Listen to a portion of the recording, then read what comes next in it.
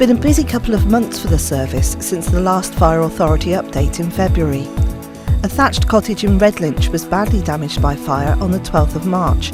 8 crews were initially mobilised, with 3 from Wiltshire and 5 from Hampshire, as well as a 4x4 pump, a water carrier and an incident command vehicle from Wiltshire and an aerial appliance from Hampshire.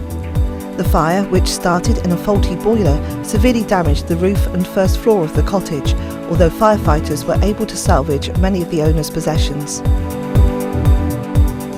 There have been 2 fire deaths in the county since the start of the year, both caused by smoking materials.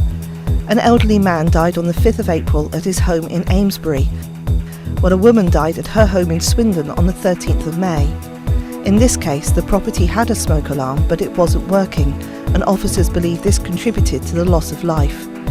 Fire investigation reports have now been sent to the coroner for consideration at the inquests. The service was called to a house in Carter's Corner in Trowbridge on the 22nd of March to deal with the loft fire. Supported by the turntable ladder from Bath, firefighters had to strip away part of the roof to tackle the blaze, which caused severe damage to the top part of the property. A derelict workshop on the Vigon site off Thamesdown Drive in Swindon was targeted by arsonists on the 12th of April. 3 crews were supported by an aerial appliance and a water carrier in fighting the fire. The arrival of warmer weather inevitably leads to an increase in fires involving rural premises, farm machinery and fields. Barn fires in particular can be very resource intensive, and crews often have to be kept at the scene for many hours until the fire is fully extinguished or sufficiently under control to be left safely.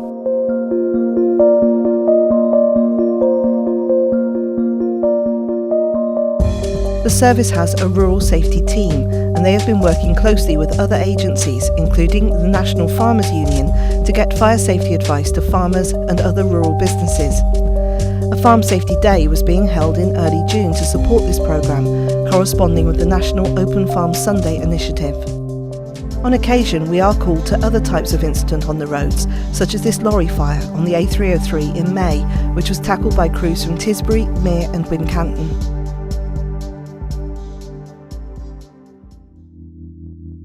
Members of the Fire Authority visited Trowbridge Fire Station at the end of May to see a demonstration of the new heavy rescue unit and the paratech equipment it carries, which can be used for a range of incidents such as large animal rescue, unsafe buildings and trench collapse. 2 months earlier, the equipment was used to shore up a house in Lamplighters Walk in Trowbridge after it was struck by a car. As a rural service, we have the capability to rescue animals of most sizes, and such incidents are often attended to prevent members of the public from putting themselves at risk. Cows can get stuck in their barns, as with this incident in Brinkworth, or they can end up in rivers, as this one did at Avencliff Aqueduct in early May.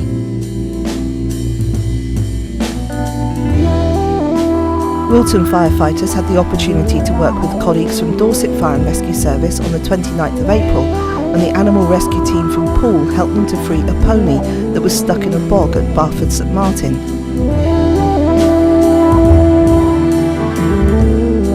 While Devizes firefighters worked with the animal rescue team from Stratton to free this horse from its trailer on the 2nd of May.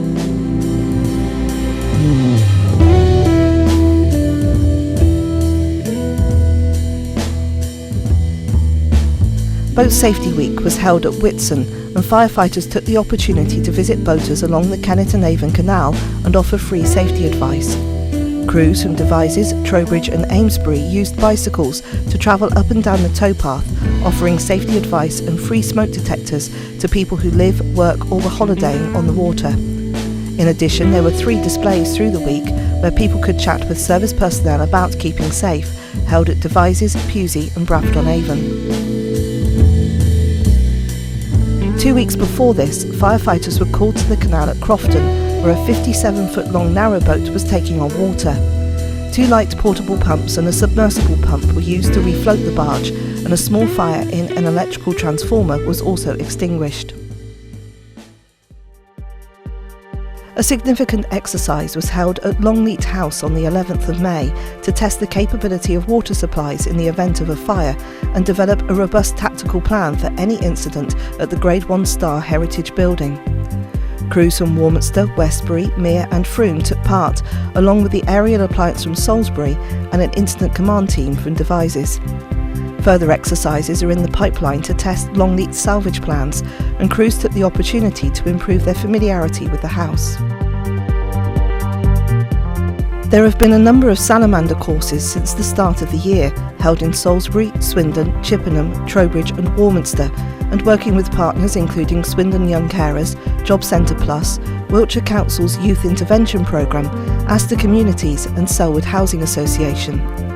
Courses are tailored to the customer's requirements and focus on home and road safety, positive choices, self-belief and teamwork. Nationally recognised qualifications such as first aid, health and safety and food hygiene can also be incorporated into courses to enhance the salamander experience and improve the future employability of participants.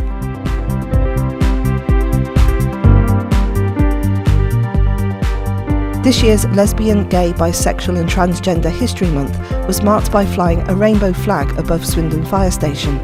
During February, the flag was flown on public buildings across Wiltshire and Swindon to support equality and fairness for all.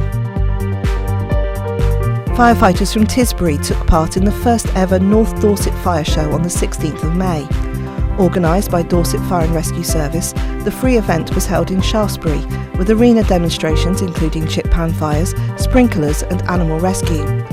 As well as displaying their water rescue equipment, the Tisbury crew hoped to attract some potential new recruits. Over £30,000 has been donated to local good causes following the record-breaking success of last year's Emergency Services Show. A presentation event was held in April when 21 organisations received cheques from the show's organising committee, made up of volunteers from the police, the Fire and Rescue Service and the Ambulance Service.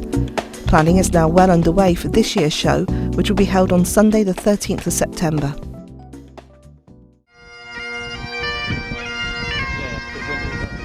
Eight Long Service and Good Conduct medals were presented to operational staff by the Lord Lieutenant of Wiltshire, Sarah Troughton, at a special ceremony at Service Headquarters on the 2nd of June. Long Service certificates were also presented to 3 members of corporate staff. Amongst the other honours on the night were Chief Fire Officers' commendations and certificates of appreciation, and a number of excellence awards which recognise outstanding achievement.